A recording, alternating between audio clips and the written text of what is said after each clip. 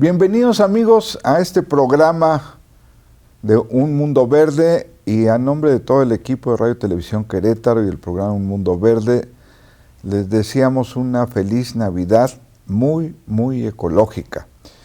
Nos acompaña Ivana, la amiga del planeta, quien le tiene preparada la información para que usted esté plenamente informado de los principales acontecimientos a nivel internacional sobre cambio climático, biodiversidad, y después en las coordenadas nacionales y finalmente aquí en el estado de Querétaro. Bienvenida, Ivana.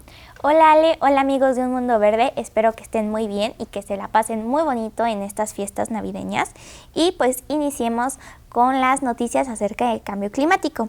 Según un informe del Programa de las Naciones Unidas para el Medio Ambiente, publicado el 4 de noviembre, las trayectorias actuales de emisiones conducirán a un aumento de la temperatura global entre 2,3 y 2,5 grados Celsius durante este siglo. Si se mantienen las políticas vigentes, el calentamiento podría alcanzar hasta los 2,8 grados centígrados.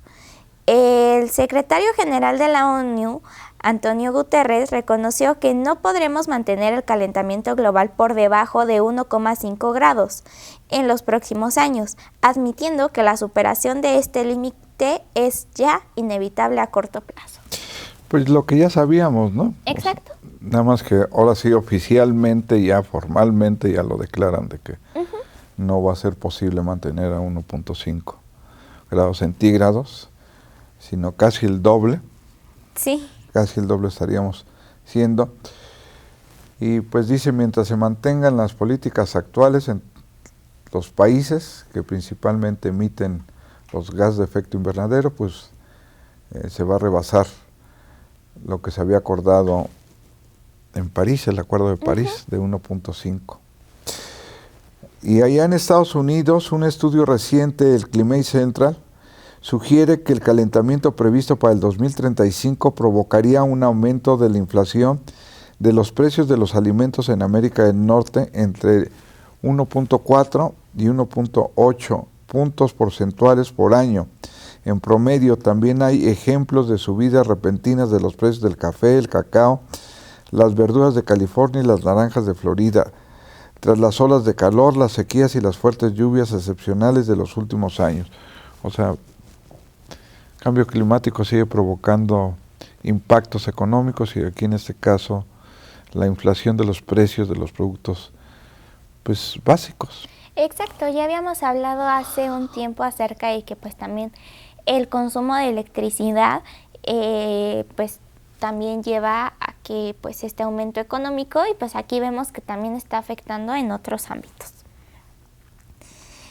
Los glaciares se están derritiendo en todo el mundo.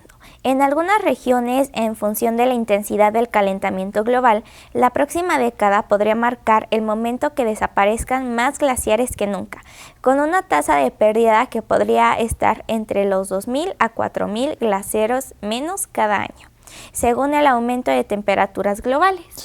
A mí me sorprendió estas cifras, son demasiados glaciares los que... Sí.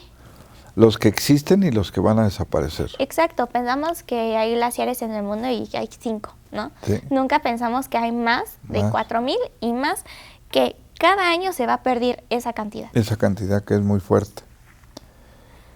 Y pasando al tema de biodiversidad, queridos amigos, déjenme platicarles, allá en Europa, el 28% de 4.400 especies del Mediterráneo están afectadas por prácticas agrícolas insostenibles. El informe Biodiversidad y Agricultura en el Mediterráneo alerta sobre la amenaza de la agricultura insostenible para la biodiversidad. ¿Qué especies son, Ale? Pues no, la nota no señalaba qué especies son, pero pues yo creo que básicamente van a ser insectos, polinizadores. Y es que aunque muchas veces pues pensamos, ¿no? Ay, es que pues son seres vivos muy pequeños, sí, ¿no? Es que pues, ay, un insecto en qué me va a afectar, o los polinizadores, no es como un animal, pero en realidad son de los más importantes y de los que más nos afectan. Y yo creo que muchos microorganismos del suelo que le dan fertilidad al suelo se van a perder. Exacto. ¿No? Un nuevo estudio y un panel interactivo presentados en diciembre en Nairobi durante la 7ª Asamblea de las Naciones Unidas sobre el Medio Ambiente, ANUMA 7, revelan que los flujos financieros internacionales actuales siguen estando a miles de millones de dólares de lo requerido para alcanzar el objetivo mundial de biodiversidad, de proteger y conservar al menos 30% de la superficie de la Tierra y los océanos para el 2030, lo que se conoce como el 30 por 30. 30 por 30. Sí, pues también es otra verdad que ya habíamos platicado aquí, o sea, ya no alcanza el dinero, o sea, y los países que se comprometen a poner una parte no lo están haciendo, tanto en materia de biodiversidad como de cambio climático. Entonces es un problema financiero también invertirle en estos aspectos. Y allá en Londres, el avance de la tecnología genética ha permitido a un equipo internacional de científicos identificar 9 nuevas especies de mariposas sudamericanas, todas ellas almacenadas durante décadas en el Museo de Historia Natural de Londres. O sea, ya estaban ahí, pero no las tenían identificadas. Oh, bueno, qué bueno que ya las identificaron. Sí. Y esta noticia me sorprendió mucho, la verdad, cuando lo leí. Se las voy a platicar. La construcción del muro fronterizo entre México y Estados Unidos, impulsada por el gobierno norteamericano y actualmente en ejecución en varios tramos, está generando graves afectaciones ambientales en regiones compartidas por ambos países, particularmente entre Sonora y Arizona. Organizaciones ecologistas advierten que las obras rompen corredores biológicos, alteran el ciclo natural de las aguas y ponen en riesgo a especies de flora y fauna que dependen de esos ecosistemas transfronterizos. Pues sí, por más que digan que no afecta, el muro sí rompe precisamente el corredor o los caminos naturales, podríamos decir, de la fauna principalmente, pero también de la flora está afectando este muro fronterizo, ¿no? Y ya en las noticias nacionales, allá en Hidalgo, la Procuraduría Federal de Protección al Ambiente, la Profepa, a petición de la Dirección de Seguridad Pública Municipal de Almoloya, Hidalgo, realizó la verificación de un cargamento de musgo y heno asegurado por elementos de seguridad municipal debido a la falta de documentación que acredita su legal procedencia.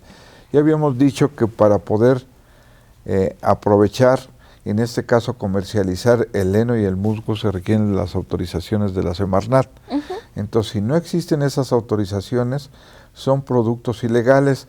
Así es de que cuando usted esté pensando en adquirir heno para su nacimiento, musgo, mejor no lo haga.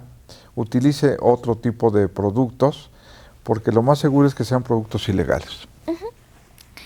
Y en las noticias locales, el río Querétaro se ha convertido en un basurero, con la acumulación de llantas, lavadoras, tinacos y hasta pantallas en su cauce, situación que ha sido documentada por la Comisión Nacional del Agua, la CONAGUA, durante los trabajos de limpieza realizados en distintos puntos del afluente. Sí, eso ya se había dicho, de que hay gente que va y tira televisores, muebles, ropa. De veras, qué mal, sí, qué irresponsabilidad. Exactamente. Por otra parte, el director de la Agencia de Movilidad del Estado de Querétaro informó que ya se han realizado más de 250 viajes con mascotas en las unidades de Crobús. Hace unos meses, para los que no habían escuchado el programa, estábamos comentando acerca de estas tarjetas del Crobús para las mascotas y ya llevaban como 4,000 registros, 3,000, 4,000 registros, sí, ¿no? Y llevaba como apenas 2 días y pues bueno, ahorita ya nos están comentando pues que ya hay 250 viajes que se han realizado con estas mascotas. Con las mascotas. Y vamos con nuestra última noticia. La activista Suemi Roldán de la asociación Soy Tu Voz denuncia presuntas irregularidades en el zoológico Guamerú que se encuentra en el municipio del Marqués. Señaló que el administrador del zoológico sacó a un cachorro de tigre de apenas 2 meses a llevarlo a pasear a su finca, lo que viola la Ley General de Vida Silvestre. Sí, pues esas han sido las noticias. Quédese con nosotros porque enseguida vamos a volver con la entrevista y vamos a hablar acerca de algo muy importante que es la gestión de los residuos. Pues bien amigos, ahora vamos a la entrevista y tenemos una invitada especial, a Melissa de Punto Orgánico, con la cual vamos a platicar acerca de la gestión de los residuos, que es muy importante, y algunas notas que nos va a dar para que tengamos en cuenta en nuestro calendario, porque se van a comenzar a separar los residuos. Entonces esto es muy importante. Gracias, Melissa, por acompañarnos. Muchísimas gracias por la invitación, ambos, muchísimas gracias. Y platícanos cómo te surge esta idea de meterte en el tema de la gestión de los residuos. Bueno, todo empezó hace 8 años que teníamos como las ganas de hacer algo por el planeta, no sabíamos muy bien qué, pero notamos que la basura era un tema importante, que era un tema que, pues bueno, que empezaba de poquito y siempre se estaba acumulando. Más y más y más. Exactamente. No cambian nuestras formas de consumo a menos, sino que han aumentado. Entonces, sentimos que era un problema importante del cual teníamos que hacer algo al respecto. Y cuéntanos más o menos qué tipo de residuos son los que tú separas. Nosotros tenemos un centro de acopio que recibe más de 35 tipos de residuos. Más de 35 Más tipos. de 35 tipos de residuos. Casi todo se puede reciclar. Urbanos. Urbanos. No rurales. No. Urbanos. Todo es urbano. Es sólidos urbanos y entre ellos papel, cartón, los más comunes, ¿no? El PET, botellas, frascos, toda esta parte, pero también recibimos, por ejemplo, colillas de cigarro, recibimos muchísimas cosas, hasta medicamentos caducos. Órale. Justamente hace unos programas, ¿verdad, Ale? Nos vinieron también a explicar acerca de unas compostas que hacen, pero eran más que nada residuos orgánicos, residuos de frutas, de verduras, de las comidas, incluso de los animales, ¿no? Excremento de animales, de perros. De pelos, de mascotas. las uñas, de todo lo de los animales. Y aquí me gustaría como hacerte una pregunta. Por ejemplo, estos que son los materiales escolares, ¿no? Los libros o los cuadernos que nos sobraron durante el año, que ya están llenos, ¿también se pueden ir a dejar en estos centros de acopio que nos mencionas? Sí, por supuesto. Y nosotros, dentro de los centros de acopio que manejo, que son también en la UAC, por ejemplo, recibimos estos residuos y cuando tienen hojas, todavía que son funcionales, nosotros los separamos y eso sirve como economía circular, los circulamos precisamente para que otros alumnos los puedan aprovechar. ¿Y con los demás residuos qué tratamiento les dan? ¿O la mayoría se van a reciclaje, pero por ejemplo, los que son como los cigarros, a esos nosotros les damos un tratamiento ahí dentro, que es a través del micelio de un hongo, se biodegradan y después se meten en la composta. Ok. ¿Hacen composta? Sí, una vez que el micelio ya trabajó, ya hizo su parte con la colilla de cigarro, ya le quitó los químicos contaminantes, ahora sí se va a lombricomposta. ¿Y también hacen lombricomposta con los residuos orgánicos? Así es. Nosotros, además de los sólidos urbanos reciclables, también recibimos orgánicos y hacemos compostas, tenemos compostas calientes y lombricomposta. Yo recuerdo que hace muchos años aquí en Querétaro se tenía que separar la basura y había unos días para orgánicos y otros para sólidos, con cartón, PET, etcétera. Así es. Y luego se quitó. Sí. Y mucha gente sigue separando, pero dice que no le ve el caso porque luego al final de cuentas lo revuelven con los demás residuos, pero siguen separando. Sí, es un mito el que se junte cuando nosotros ya lo separamos. La verdad es que llegando a los camiones, muchos de los transportistas los separan para valorizar y a los sitios de disposición final, si llegan ya separados, les ayuda muchísimo al sitio para ellos poder hacer como la gestión más adecuada de cada uno. Sí, digo, aunque está suspendido el relleno sanitario actualmente, el de Querétaro, yo recuerdo que con los residuos orgánicos generaban biogás. Sí, ¿no? Sí, sí, sí. No sé ahorita qué esté pasando con la clausura que tienen y donde el municipio ya anunció que ya no les van a renovar la concesión. No sé qué esté pasando, pero incluso había imágenes que yo llegué a ver de bandas transportadoras donde iban separando, ¿no? Sí, claro. Y claro. no se veían los orgánicos, eran los otros. Sí. Cartón, PET, vidrio, etcétera, los iban separando precisamente para valorizarlos. Sí. Pues, ¿no?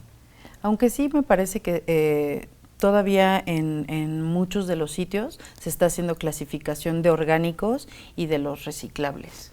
Me parece que sería muy importante. Ya.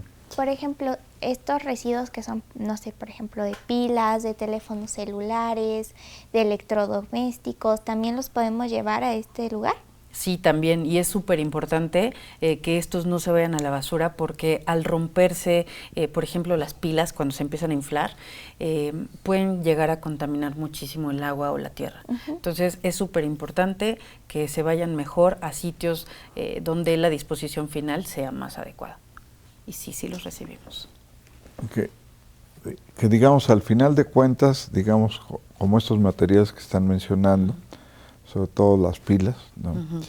Pues ya se consideran residuos de manejo especial, pues, ¿no? Sí. Ya no serían sólidos urbanos, sino de manejo especial. Sí. Y tienen que tener un destino y la comprobación legal, ¿no? Sí, así es. Así es. En las pilas hay dos clasificaciones, manejo especial y peligrosas. Entre más chiquita sea la pila, por ejemplo la del reloj, más contaminante es. Más contaminante. Entonces es súper importante que no pensemos que por ser un residuo pequeñito no hace mucho daño. ¿Y eso se debe a todo lo que contiene los minerales? Exactamente. Sí, todos los metales pesados que llega a tener, es muy difícil descontaminar el agua de estos metales o descontaminar el suelo de ellos también. Ya. Entonces las pilitas, para que usted lo tome en cuenta, que nos está viendo, que las pilitas más pequeñas, sobre todo las de los relojes, que ahora ya casi no hay de cuerda, sino todos son de pila, son las más peligrosas. Entonces esas hay que separar, ahí los pueden llevar también. Sí. Con nosotros pueden llevar prácticamente todos electrónicos, electrodomésticos, eléctricos. Aunque no sabemos todavía la dirección donde se encuentran. Estamos 2 veces al mes en un huerto urbano que se llama Zona Viva. El tercer Zona sábado, Viva, fíjate. Así es, el tercer sábado de cada mes en Zona Viva. Y el primer sábado de cada mes en Manantial de Tierra, que está en Corregidora. Además también en los centros de acopio UAC. Yo estoy en CU, de lunes a viernes de 7 a 4. En Ciudad Universitaria. Así es. En el campus principal. Así o en es. Juriquilla. En el principal. En el principal. En CU. Y tengo una duda, por ejemplo, he conocido personas o así que al separar los plásticos o el PET o este tipo de cosas, siempre nos dicen, ¿no? Es que hay 50 tipos de plásticos diferentes y necesito que cada uno esté separado diferente porque si no, no los puedo reciclar. En este caso, más bien es para la gente cómo puede identificar qué tipo de plástico es para que vayan pues juntándolos y los puedan llevar a punto orgánico. Muy buena pregunta. Nosotros conocemos 7 tipos de plástico. El número 3 y el número 7 no es posible reciclarlos aquí en Querétaro y además puede llegar a ser más contaminante el reciclarlos. Entonces, esos mejor ni usarlos. De los que restan, el número 6, que es el unicel, lo recibimos solo en forma de unicel. Y los demás puedes encontrar el numerito en un triangulito que viene en el envase o en la etiqueta. Y ese triangulito te va a indicar qué tipo de plástico es. Nosotros recibimos el número 1, que es PET, el número 2, que es HDPE, el número 4, LDPE, y el número 5, que es polipropileno, PP. Todos esos, claro, los recibimos separados en medida de lo posible. Si tienen duda, de todos modos, nosotros les apoyamos. Okay. ¿Y los que no reciben cuáles son? Digo, porque, el número 3 y el 7. Pero... Sí, ¿cómo qué tipos de plástico ¿cuáles son? Para que la gente, porque a lo mejor dicen cuál es el 3 y cuál es el 7. El número 3 es el PVC, generalmente... PVC no. No, ese no. Generalmente viene de tuberías, hay algunas marcas de shampoos que los utilizan. El número 7 es una mezcla de diferentes plásticos, pero por ejemplo algunos vasos desechables o algunos biberones, algunos garrafones, por ejemplo, también son número 7. Yeah. Y cuando decías que solamente se recibe unicel en forma de unicel, ¿cuál es ¿La otra versión? La otra versión. La otra versión es plástico cristal y es, por ejemplo, las charolas de pastel o, por ejemplo, las cajas de disco. Esos son la versión del poliestireno en su versión cristal. Y por ejemplo, las bolsitas de plástico estas delgadas que muchas veces vemos en los supermercados, ¿también se pueden reciclar? Podemos reciclar la bolsa, es LDPE, pero solo que no debe de decir compostable o biodegradable, porque esas tendrían otro tratamiento. Y si dice compostable o biodegradable, ¿nosotros en nuestra casa lo podemos compostar o necesita un proceso diferente? Si trae los sellos adecuados que garanticen que se puede compostar, se podría compostar en casa. Ya. ¿Tiene algún costo llevar los residuos ahí con ustedes? No tiene ningún costo, al contrario, nosotros les regalamos plantitas, hay libros también para que puedan llevarse. La idea es crear estos centros como de economía circular, que la gente se acostumbre a separar sus residuos, que aprovechemos los materiales, ya están hechos. Ya están hechos. Exacto. Yo lo que creo, no sé, Ivana, qué piensas tú, pero como que se le ha puesto mucho énfasis a la parte hoy en día de la economía circular. Se acaba de aprobar una ley general de economía circular y se le está poniendo mucho énfasis en esta parte porque creo que fracasó la idea de disminuir la cantidad de residuos. Entonces, si no se disminuye, ¿qué teníamos que hacer? Pues hay que reusarlos, reciclarlos. Sí. Sí. Y es que pues al final, si lo vemos de esa manera, nosotros que pues vivimos en la ciudad, es muy difícil cambiar nuestra forma de vida. O por ejemplo, que nos comentabas de las botellas de shampoo con PVC, a veces no encontramos los shampoos en barra o alguna alternativa que sea sustentable, ¿no? También de los cepillos de dientes, y eso nos obliga a seguir consumiendo. Entonces pues esto de volver a utilizarlos a mí me parece una idea muy fantástica, porque no estamos complicándonos la vida de más y podemos seguir confiando en los productos que ya sabemos que funcionan y dándoles otra vida. Exactamente. Y aprovechando que ya están hechos. Hay que recordar, y sobre todo en estas fechas, que todo lo que nosotros queremos ya existe y todo lo que usamos sigue existiendo. Entonces, el mejor residuo es el que no se genera. Hay que tratar, en medida de lo posible, de disminuir nuestro consumo. Y bueno, si ya lo usaste, al menos que sea reciclable. ¿Tienen algún dato de cuántos residuos generan por persona? En Querétaro se generan aproximadamente 1,2 kg por persona. ¿Al día o...? Al día. Al día. Al día. ¿1 kilo? 1,2 kg 200 en la zona urbana. Así es. Nosotros desde la UAC, por ejemplo, este año logramos gestionar 50 toneladas de residuos, que me parece una cantidad enorme. Enorme. Sí. 50 toneladas. Exactamente, 50 toneladas que ya no se fueron a un vertedero, que ya no están contaminando nuestros ecosistemas principalmente. Como decíamos en las noticias, o sea, hay mucha gente que va hasta tira muebles y ropa en el río Querétaro. Sí, exactamente. Y por último, ¿qué consejos le darías a una persona que quiere empezar a llevar sus residuos a punto orgánico? O sea, a lo mejor pues que estén limpios o tener diferentes bolsitas e irlos guardando. ¿Qué le recomendarías? Exactamente. Darse cuenta qué están consumiendo y cómo lo están consumiendo es lo ideal. Tener diferentes bolsas para poderlos clasificar y no sea muy agobiante. Y también se den cuenta ahí a dónde se va su dinero. Entonces, ya teniendo las bolsitas separadas, no lo pueden llevar. Cualquier duda, de todos modos, estamos ahí para ayudarles. Pues te agradecemos mucho que nos hayas acompañado e ilustrado sobre la gestión de los residuos, que es algo muy importante. Recuerde que hay 3 crisis mundiales: cambio climático, declive de la biodiversidad y la contaminación, y parte de la contaminación viene de la generación de los residuos. Pues esto ha sido todo por el día de hoy.